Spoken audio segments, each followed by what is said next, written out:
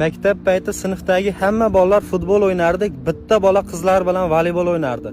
Maktabda ham voleybol to'p tayyor turardi. 10 ta voleybol to'p bo'lardi, bir dona futbol to'p bo'lmasdi. Domlalardan yalinib so'rardik, bermasa pulimizga olib tepardik. Ana bolaga yur futbol o'ynaymiz desak, formam yo'q derdi. Bizda ham formamiz bo'lmasdi. Şimdi tizzagacha ko'tarib, maykada yalang'oyoq futbol o'ynardik.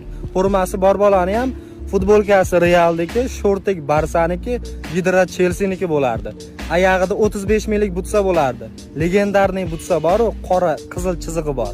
A sinf bilan B sinf futbol o'ynashimiz kerak. Yurdi sayz qizlar bilan voleybol o'ynardi-da, bitta kam bo'lib o'ynardik. Ammo lekin B sinfda bolalari bitta kam bo'lib ham Liboy komandani yutardi-da.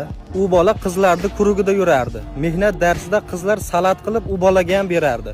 Biz och qoringa futbol o'ynab, ariqdagi suvda basharani yuvib, o'sha ariqdagi suvdan ichib yuraverardik. U bolani kurugidagi hamma qizlar erga tegib ketdi. Keyin bizning yonimizga qaytib keldi.